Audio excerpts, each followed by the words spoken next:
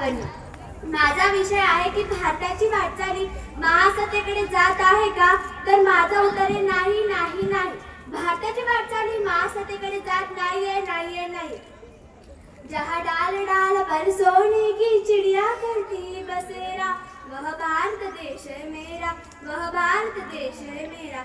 1947 वर्षापूर्वीचा भारत व 60 दशकांपासून महासत्तेकडे वाटचाल करणारा भारत.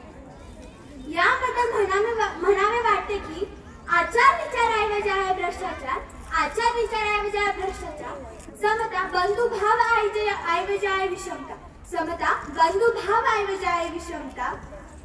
धर्मनिरपेक्षाऐवजी आहे जाती भेदभाव, धर्मनिरपेक्षाऐवजी आहे जाती भेदभाव. हेच आहे का महासत्तानं होण्याकडची वेळ? हेच आहे का महासत्तानं होण्याकडची वेळ? जागतिक पातळीवर भारताचे मार्गक्रमण हे महासत्ता होण्याकडे असे बोलले जाते. पण खरंच आपल्या भारताचे चित्र असे आहे का बरं? खरं नेमका आपला भारत हा महासत्तेकडे जात आहे? जो 70% खेड्यात बसला आहे तो भारत, की जो शहरात बसला आहे तो भारत? गरिबांचा भारत की श्रीमंतांचा भारत?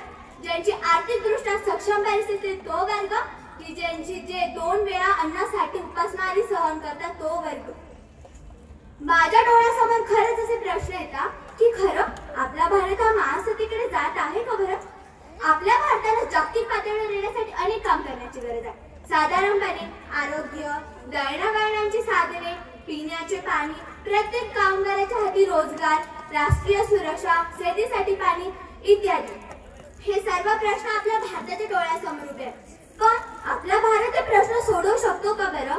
जो भारत लोकांना 2 वेळाचे अन्न देऊ शकत नाही, लोकांचे पोट भरू शकत नाही 2 वेळाचे, तो भारत कस काय बरं महासत्तेकडे जाईल?